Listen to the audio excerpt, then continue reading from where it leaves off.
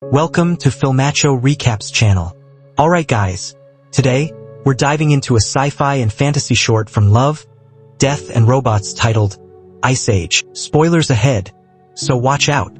A young couple moves into their new apartment. As Rob, the husband, brings a few boxes up into the place, his wife, Gail, tells him about a funky old refrigerator in the corner that the landlord left behind. Rob finds it fascinating, noting how the motor is above instead of underneath like refrigerators these days. Since hot air rises, he comments that it doesn't make sense to put the motor underneath, allowing the hot air it produces to go up the refrigerator. However, Gail barely pays attention, and she simply agrees to the things Rob says. She then brings out a bottle of wine and asks her husband if he wants to drink. Rob gets excited and opens the old fridge to get some ice. However, the freezer is bulked up with frost, but he still manages to get a little cube of ice. The couple then makes a short toast to their new life together. Before Rob could take a sip of his drink, he notices something inside the ice. He takes it out of the glass and shows it to Gail, asking her to confirm what's inside the ice cube. Gail looks closer and becomes just as surprised as her husband. Wanting to confirm what she saw,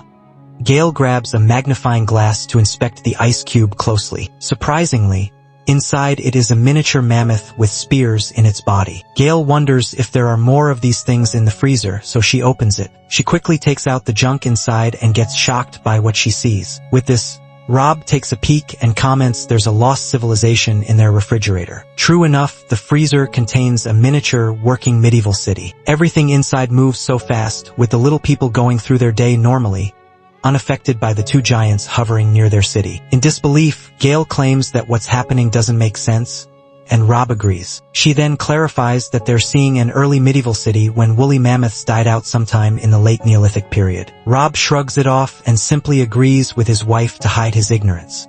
Later on, Rob buries the frozen mammoth in a pot of dirt. Rob seems sad about it, so Gail lightens up the mood and says that it'll probably make for a good fertilizer. Curiosity takes over, and the two check the freezer again. To their surprise, everything has changed drastically. What used to be a medieval city is now a modernized place during the Industrial Revolution. Factories and railroads are built, covering the freezer's sky with smoke. The couple notes that they've only been gone for 10 minutes, but decades have already gone by for the miniature people. With this, Gail theorizes that time moves differently inside the freezer. As they witness the Industrial Revolution at great speed, Rob is disappointed that they missed the Renaissance period. He notices two miniature men sitting by a building under construction and wonders if the people perceive them as gods. However, the men are actually making fun of them, seeing them as weird faces in the sky that are staring at the city. One man even comments that he's tired of seeing the broccoli that's stuck in Gail's teeth. Seconds later, modernized buildings are erected. Rob notices things flying around,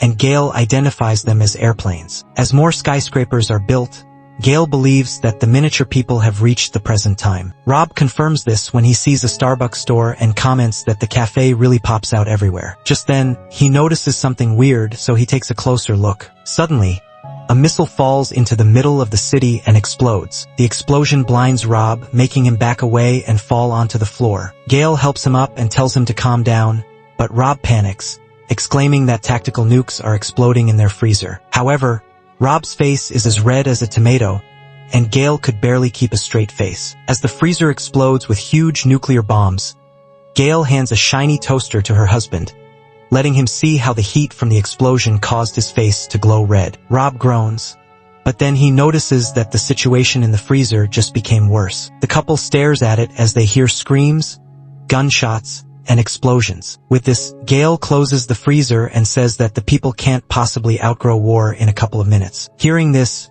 Rob asks what they should do, and Gail responds that they should order pizza. Later that night, the couple has pizza for dinner while they wait for the situation to die down. An hour has passed, and Rob recommends that they should check out the freezer. He hopes that the miniature people had a chance to rebuild their city, but Gail gently tells him that they need to embrace the possibility that they didn't make it. Still, Rob goes to the freezer and opens it anyway. To their surprise, the freezer glows with luminous cities and flying cars. Gail claims that it looks like the Emerald City, but with less emerald and more futuristic devices. The sight of this makes Rob ecstatic, marveling at how beautiful everything is. Suddenly, a building emerges right in front of them, and Rob jokes that it looks like an adult toy. Just then, everything escalates, and a massive pyramid appears in the middle of the futuristic city. It glows brightly and consumes power from the bridges attached to it. Eventually, it turns into a diamond-shaped fortress and consumes the whole city until it bursts into a ball of energy. The majestic energy explodes like a star,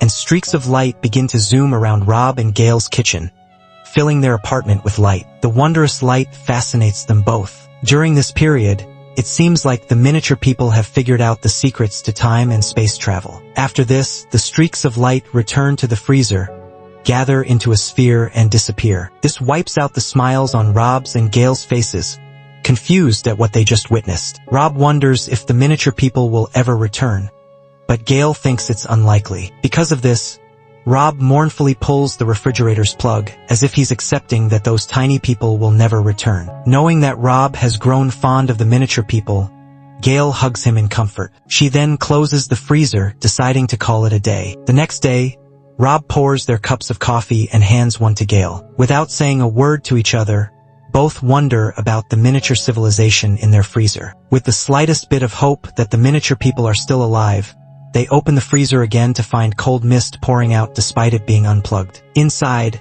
they witness another ice age where primitive sapiens consume the carcass of a mighty brachiosaurus. It seems like life in the freezer has restarted, and it has now returned to the age of the dinosaurs. Just then, a roar alerts the sapiens of the arriving Tyrannosaurus rex. The sapiens run as one is caught between the dinosaur's teeth. The last sapiens tumbles with the T-Rex closing in, lunging for the kill. Many claim that the freezer is like a pocket universe that shows how life evolves to the point of leaving reality. Some may think that the freezer showed the end of their world, but it could also mean that the miniature humans found a different dimension to live in. It's uncertain how many times this process of life occurred in the old freezer, or if it always plays out the same way. The previous owners may have seen life bloom and die repeatedly, eventually getting bored of it, thus leaving the extraordinary freezer behind. Although the show never revealed who created life inside the freezer, an episode titled God, Serengeti by Oat Studios might just suggest who did.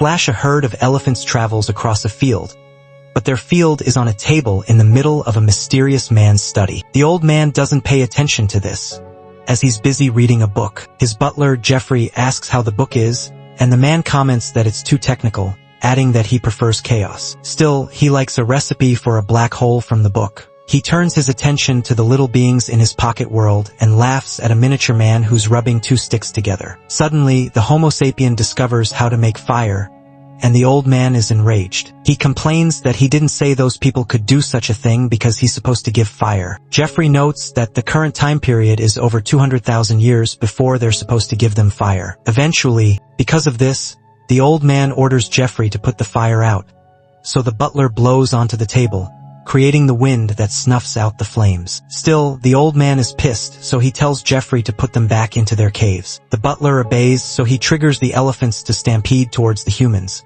forcing them to hide. After it's done, the old man is still annoyed at what just happened, so he plans to shrink the brains of the tiny beings to prevent them from making their own choices. Not long after, the Homo sapiens exit the cave again to perform a rain dance. Jeffrey reminds him that they haven't turned off the drought, so the old man orders him to spray some water on the parched little things. Jeffrey happily obliges and sprays water over the table, causing it to rain on the field. He comments that their God is merciful as the Homo sapiens rejoice. The old man giggles at the sight of their excitement, so he orders his trusty butler to spray more water. As Jeffrey does so, new plants begin to sprout from the little field. Finally, he's had enough of this fun, and the old man tells Jeffrey to release the plague. The butler hesitates, but the old man is adamant about ending this little game. With no choice, Jeffrey opens an antique box and takes a fancy bottle from it. With furrowed brows, Jeffrey sprays this over the Homo sapiens, and one by one,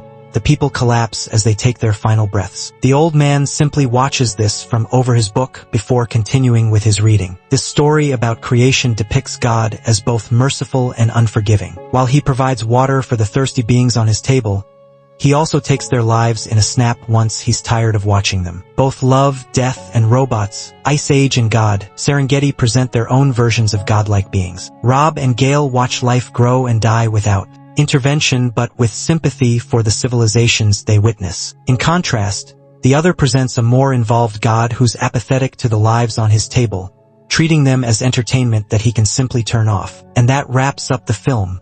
Thanks for watching, and we hope you enjoyed the recap. Don't forget to like the video, subscribe to the channel, and hit the notification bell so you never miss an update. Take care, and we'll see you in the next one. Stay curious, stay awesome. Goodbye for now.